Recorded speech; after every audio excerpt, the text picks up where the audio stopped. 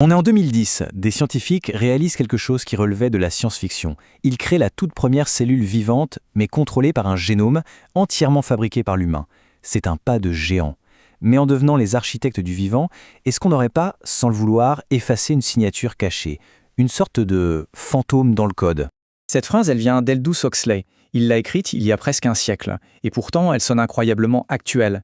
Elle décrit parfaitement cette ambition un peu industrielle de la biologie synthétique. Mais en même temps, on sent poindre un léger avertissement.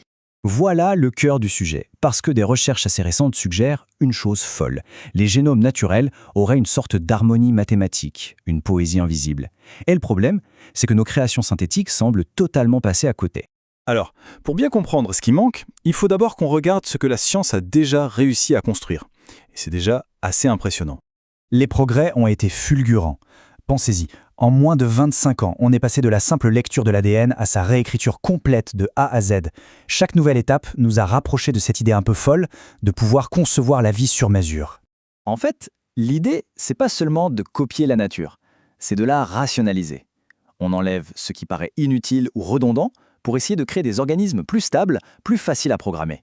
La question c'est, est-ce que c'est vraiment si simple ? Et c'est là que le mystère s'épaissit. Une étude de Jean-Claude Pérez suggère qu'on serait passé à côté d'une couche d'informations entièrement nouvelle. Un ordre caché qui va bien au-delà de la simple séquence des gènes qu'on connaît. Alors, c'est quoi exactement ce supracode ? Eh bien, imaginez une sorte d'architecture mathématique globale qui organiserait tout le génome. D'après cette recherche, les proportions de certains nucléotides suivraient les fameux nombres de Fibonacci, et c'est ça qui créerait un équilibre à très grande échelle.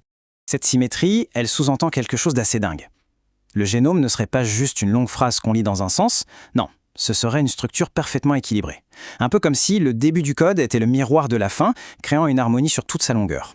Pour tester cette idée, les chercheurs ont utilisé une méthode simple mais brillante. Ils ont compté combien de fois on trouve certains petits motifs d'ADN en lisant le génome dans le sens normal. Et puis, ils ont refait exactement la même chose, mais en le lisant à l'envers. Et voilà la question cruciale. Si cette harmonie est une propriété de base de la vie, on devrait logiquement la retrouver dans les génomes qu'on fabrique, non ? Eh bien, la réponse est avérée plutôt surprenante. Allez, passons aux preuves. La comparaison entre le code de la nature et le code qu'on a fabriqué, le contraste est assez saisissant. Le premier exemple, celui de la bactérie Caolobacter, est vraiment parlant. En 2019, des scientifiques ont créé une version synthétique de son génome, en le simplifiant au passage. Regardez bien ce graphique. La ligne bleue, ça, c'est le génome naturel. Elle mesure la différence entre les comptes faits à l'endroit et à l'envers. On voit bien qu'elle reste quasiment collée à la ligne du zéro. C'est la signature visuelle d'un système en parfait équilibre. Et maintenant, la ligne orange, c'est la version synthétique. Là, le contraste est immédiat, l'équilibre est complètement rompu. La courbe part dans tous les sens, elle plonge, elle s'envole, ce déséquilibre est massif. La symétrie mathématique, cette signature de la nature, a tout simplement disparu. Et attention, ce n'est pas juste un cas isolé. Ce phénomène, on le retrouve avec une régularité assez déconcertante dans d'autres formes de vie synthétique.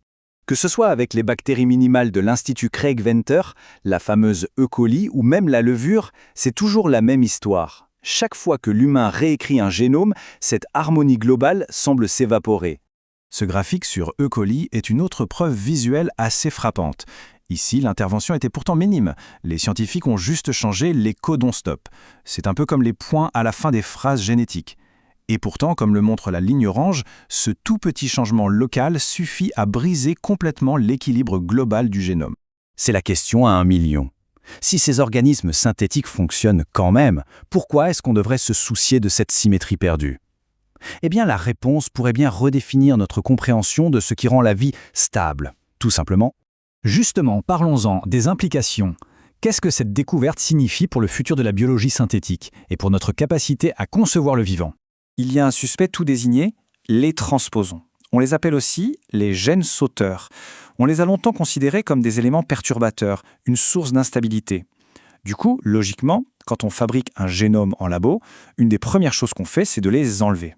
Et si on avait tout faux ? L'étude avance une hypothèse fascinante. Et si ces gènes sauteurs n'étaient pas des bugs, mais des features, des fonctionnalités ? S'ils étaient les gardiens de cette harmonie, en les supprimant pour stabiliser le génome, on aurait en fait détruit le mécanisme même qui assure sa cohésion. Le remède serait alors pire que le mal.